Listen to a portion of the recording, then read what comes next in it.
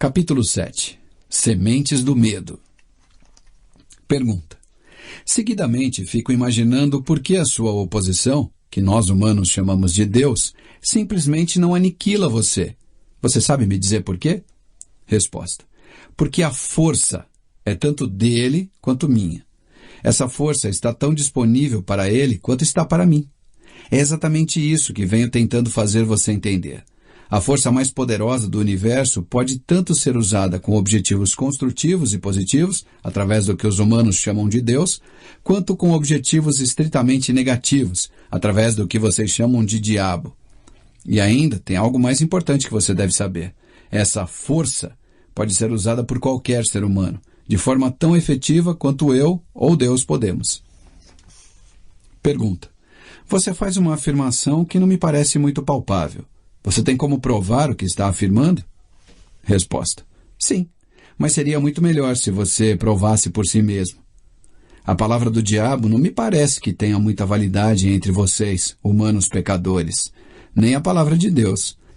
Na verdade, vocês temem o diabo e não confiam no seu Deus. Por isso, vocês têm apenas uma fonte disponível, através da qual vocês podem se apropriar do benefício da força universal, que é justamente confiando e usando a sua própria força do pensamento. Esse é o caminho direto para a central universal da inteligência infinita. Não há outro caminho disponível a ser trilhado para qualquer ser humano. Pergunta. Por que nós, seres humanos, não achamos o caminho para a inteligência infinita antes? Resposta.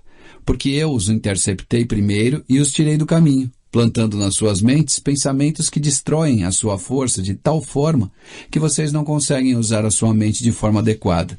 Fiz com que fosse atrativo para vocês usar o poder da inteligência infinita a fim de obter fins negativos, através da ganância, da avareza, da luxúria, da inveja e do ódio. Lembre-se, a sua mente atrai aquilo que ela mais enfatiza. Para mantê-los longe da minha oposição, tudo o que eu tinha que fazer era alimentá-los com pensamentos que fossem úteis à minha causa. Pergunta. Se estou entendendo, o que você quer dizer é que nenhum ser humano precisa temer o diabo ou se preocupar em bajular a Deus. Resposta. É precisamente isso.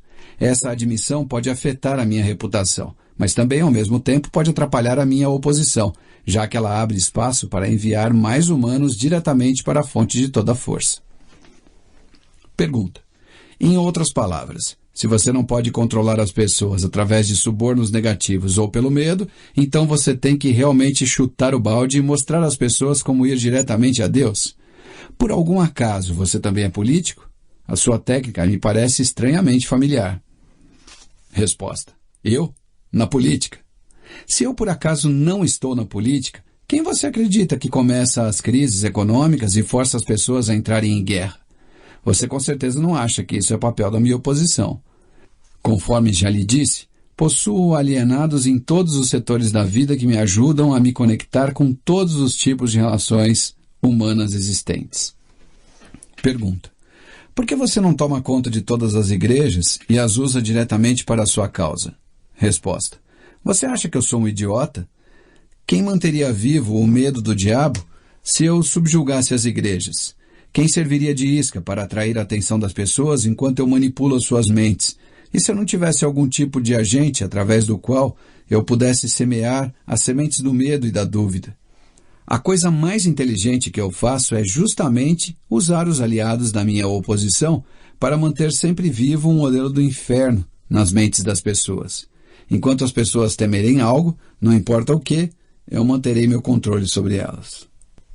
Pergunta. Estou começando a entender o seu esquema. Você usa as igrejas para plantar a semente do medo, da incerteza e da indefinição nas mentes das pessoas. Esses estados negativos da mente fazem com que as pessoas formem o hábito da alimentação. Esse hábito há de acabar cristalizando-se permanentemente através do ritmo hipnótico. Então a vítima torna-se indefesa para se ajudar. Isso está correto? O ritmo hipnótico, então, é algo para ser observado e respeitado? Resposta. O melhor modo de dizer a verdade é que o ritmo hipnótico é algo a ser estudado, entendido e voluntariamente aplicado para que se possa conseguir metas e desejos determinados. Pergunta. Se a força do ritmo hipnótico não é voluntariamente aplicada para se conseguir fins determinados, ela pode ser um grande perigo? Resposta: sim, e também porque ela funciona automaticamente. Se ela não for conscientemente aplicada para obter um determinado resultado desejado, poderá e certamente fará com que se obtenham resultados indesejados. Pegue a simples ilustração do clima, por exemplo. Qualquer um pode ver e entender que a natureza força cada ser humano e cada elemento da matéria a ajustarem-se ao seu clima. Nos trópicos, ela cria árvores que dão frutos e se reproduzem. Ela força as árvores a ajustarem-se ao seu sol escaldante. Ela as força também a formarem folhas especialmente feitas para a proteção contra os raios de sol. Essas mesmas árvores não poderiam sobreviver se fossem removidas para as regiões árticas, onde a natureza estabeleceu um clima totalmente diferente. Nos climas mais frios, ela cria árvores que são ajustadas para sobreviver e se reproduzir, mas elas não poderiam sobreviver se fossem transplantadas nas regiões tropicais. Da mesma maneira, a natureza abriga os seus animais, dando a cada um deles o tipo de clima diferente e um tipo de cobertura para que eles tenham conforto e sobrevivam nesse clima. De uma maneira similar, a natureza força na mente dos homens todas as influências que este recebe do seu ambiente e que muitas vezes são mais fortes do que os próprios pensamentos dos indivíduos. As crianças são forçadas pela natureza a receber influência de todos à sua volta, a não ser que seus próprios pensamentos sejam mais fortes que essas influências. A natureza estabelece um ritmo definido para cada ambiente, e tudo dentro desse ritmo é forçado a entrar em sua frequência. O homem sozinho possui o poder de estabelecer o seu próprio ritmo de pensamento, considerando que ele exercita esse privilégio antes de o ritmo hipnótico ter forçado sobre ele as influências do seu ambiente. Todas as casas, todos os tipos de negócio, toda cidade e vilarejo e cada rua e centro comunitário tem o seu próprio, definido e discernível ritmo. Se você deseja conhecer a diferença que existe na frequência de ritmos das ruas, dê uma caminhada na Quinta Avenida, em Nova York, e depois desça numa rua em direção aos bairros pobres. Todas as formas de ritmo tornam-se permanentes com o tempo. Pergunta: cada indivíduo possui o seu próprio ritmo de pensamento? Resposta: sim. Essa é precisamente a maior diferença entre os indivíduos. A pessoa que pensa em termos de poder, sucesso, opulência, define um ritmo tal que atrai essas possessões desejáveis. A pessoa que pensa em termos de miséria, escassez, fracasso, desencorajamento e pobreza, atrai essas influências indesejáveis. Isso explica por que tanto o sucesso quanto o fracasso são resultados do hábito. O hábito estabelece o ritmo do pensamento e esse ritmo atrai o objeto que, por sua vez, representa os pensamentos dominantes. Pergunta: o ritmo hipnótico, por acaso, é algo que se parece com um ímã que atrai coisas que possuem uma afinidade magnética? Isso está correto? Resposta: sim, isso está correto. Esse é o motivo de por que todos aqueles que são orientados para a pobreza acabam acumulando-se nas mesmas comunidades. Isso explica aquele velho adágio, abre aspas, a miséria adora a companhia, fecha aspas. Isso também explica por que as pessoas que começam a se tornar bem-sucedidas em qualquer tarefa acham que o sucesso multiplica com muito menos esforço, conforme a passagem do tempo. Todas as pessoas bem-sucedidas usam o ritmo hipnótico, tanto conscientemente quanto inconscientemente, esperando e exigindo o sucesso. A exigência torna-se um hábito. O ritmo hipnótico toma conta do hábito e a lei da atração harmoniosa a traduz no seu equivalente físico. Pergunta: em outras palavras, se eu sei o que eu quero da vida, peço deliberadamente e apoio o meu pedido com tal consciência e desejo pagar o preço que a vida cobrar para conseguir o que quero, e ainda recuso aceitar quaisquer substitutos. A lei do ritmo hipnótico tomará conta dos meus desejos e me ajudará, pelos meios lógicos e naturais, a transformar esses desejos em realidade física. Isso é verdade? Resposta: isso descreve a forma como a lei trabalha. Pergunta: a ciência estabeleceu provas irrefutáveis de que as pessoas são o que são devido a dois fatores principais: a hereditariedade e a influência do ambiente. Elas trazem consigo, ao nascer, uma combinação de todas as qualidades físicas de seus numerosos ancestrais.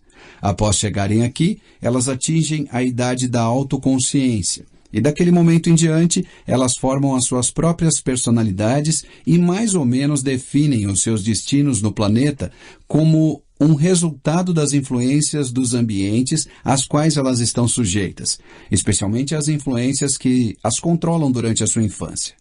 Esses dois fatos foram tão bem estabelecidos que não há o menor espaço, mesmo para qualquer pessoa inteligente, questioná-los.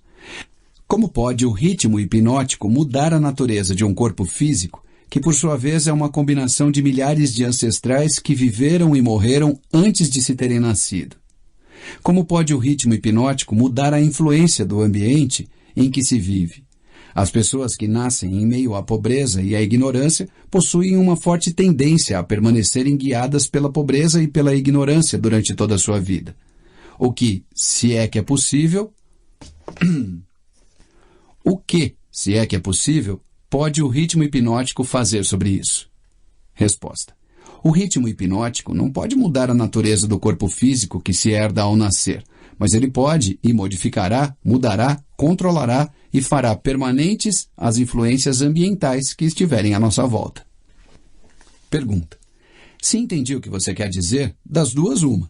Ou o ser humano é forçado pela natureza a aceitar e tornar-se parte do ambiente que ele escolhe, ou as forças do ambiente são impostas sobre ele. Resposta. Isso está correto, mas há modos e meios pelos quais um indivíduo pode resistir às influências de um ambiente que ele não deseja aceitar. E há também um método pelo qual se pode reverter a influência do ritmo hipnótico, partindo do negativo, para se alcançar resultados positivos. Pergunta. Você quer dizer que existe um método definido pelo qual o ritmo hipnótico pode ser utilizado para servir em vez de destruir? Resposta. É exatamente isso que eu quero dizer. Pergunta. Diga-me, como esse fantástico fim pode ser obtido? Resposta. Para que a minha descrição seja de algum valor prático, ela necessariamente terá de ser longa, porque terá de cobrir os 7 princípios da psicologia, os quais devem ser entendidos e aplicados por todos aqueles que desejam usar o ritmo hipnótico para ajudá-los a forçar a vida a lhes trazer aquilo que eles realmente querem. Pergunta. Então divida a sua descrição em 7 partes, cada uma delas contendo uma análise detalhada dos 7 princípios, com instruções simples para sua aplicação na prática.